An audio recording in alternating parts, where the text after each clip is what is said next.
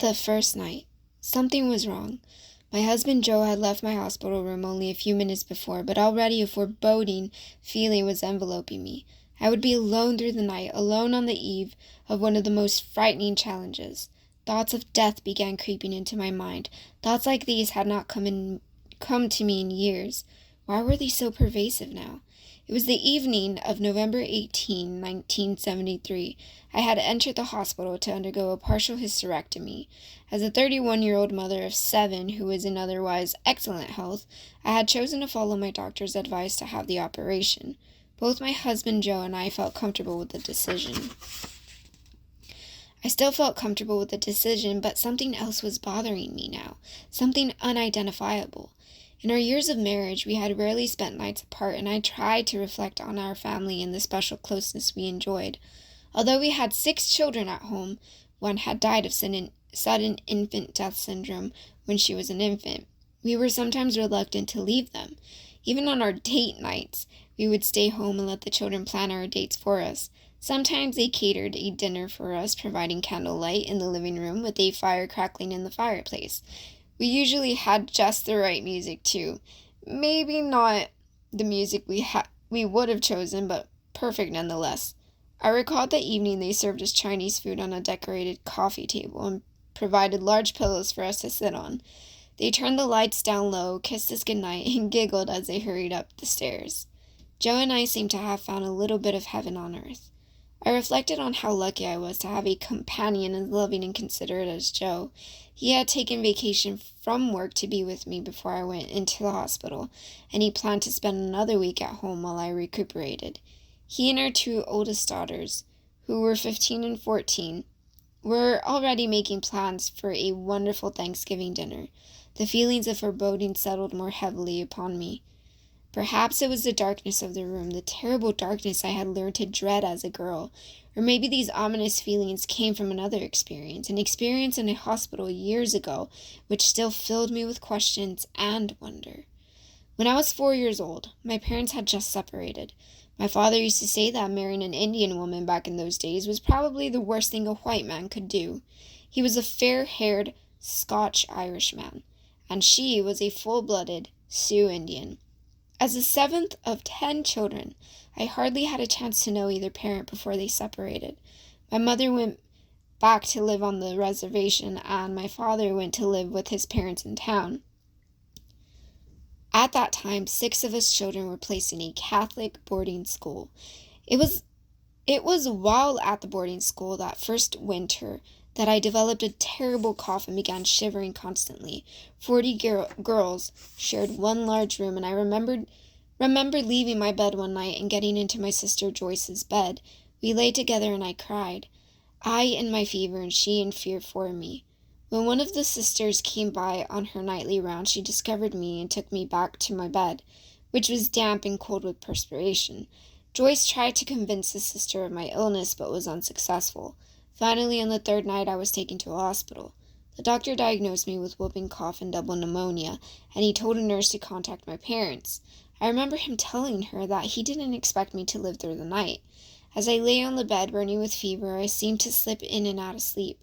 Once, I felt hands on my head, and looking up, I saw a nurse leaning over me. She ran her hands through my hair and said, "She's just a baby." I'll never forget the kindness I felt in those words. I snuggled further down into the covers and felt warm and content. Her words gave me peace, and I closed my eyes to sleep again. I awoke to the doctor's words, "It's too late, we've lost her." And I felt the covers pulled over my head. I was confused. Why was it too late? I turned my head and looked around the room, which didn't seem to be an odd thing, even though the covers were pulled over my face. I saw the doctor and nurse standing by the bed. I looked around the room and noticed that it was filled with brighter light than before. The bed seemed huge to me, and I remember thinking, I'm like a little brown bug in this big white bed. Then the doctor walked away, and I became aware of another presence nearby.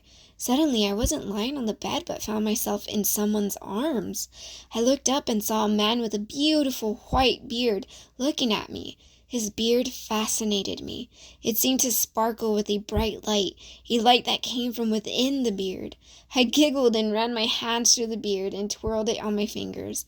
I felt perfectly calm and happy with him. He gently rocked me, cradling me in his arms, and although I didn't know who he was, I never wanted to leave him. "She's breathing again," the nurse called out, and the doctor came running back into the room. But it was a different room. I had been moved into a smaller one that was very dark. The man with the white beard was gone. My body was wet with fever, and I was scared. The doctor turned the light on, and they took me back into the first room. When my parents arrived, they were told they had almost lost me. I heard the words, but still didn't understand them. How could I have been lost if I was there the whole time? But it was good to be with my parents again, with people who really knew me and loved me, like the man with the white beard. I asked them who that man was and where he had gone, but they didn't understand what I was talking about. I told them about the doctor saying that it was too late and how the man with the white light in his beard had come and held me, but they had no answers. They never did. This experience would be mine to cherish as an oasis of love throughout my young life. The memory has never changed, and each time I remember it, I get a sense of the calmness and happiness I had in his arms. I tried to recall these memories now as darkness seeped into my room. Since those early days away from my parents, darkness had terrified me. Now, alone in the darkness again, a strange feeling was in the room. Death seemed to swirl everywhere around me. My thoughts became filled with it, caught in it. Death and God, these two seemed eternally linked. What awaited me on the other side? If I were to die tomorrow, what would I find? Eternal death? Eternity with a vengeful God? I wasn't sure. And I only hoped that he was not what I had learned as a child in boarding school. I can still remember details of that first school building with its gigantic brick walls and dark, cold rooms.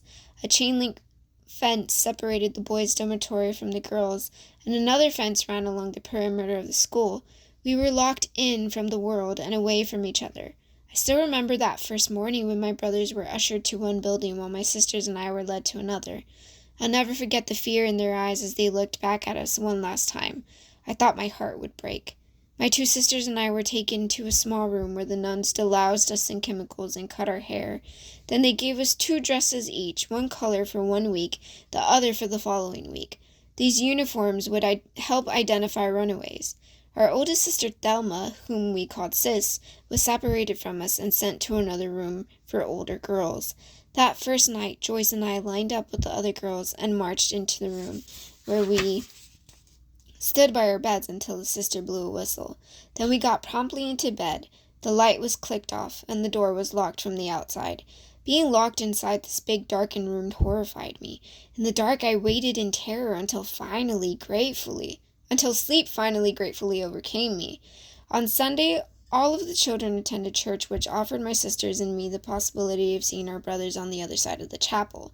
As I fought through the crush of girls to get a glimpse of my brothers that first Sunday, I felt a knock on my head. I turned around and saw a long pole with a rubber ball on the end. The sisters used this instrument to correct our behavior in church, and this would be only the first of many times I felt it, because I found it difficult to understand what the bells meant and when I should kneel. I was tapped by the pole often. Still, though, I was able to see my brothers, and this was worth any punishment from the ball. We were taught about God there, and I learned many things I had never considered. We were told that we, the Indians, were heathens and sinners, and of course I believed this. The nuns were supposed to be special in God's eyes, and we learned that they were there to help us. My sister Thelma was often beaten by them with a little hose and was then forced to thank the sister who had done it, or be beaten again.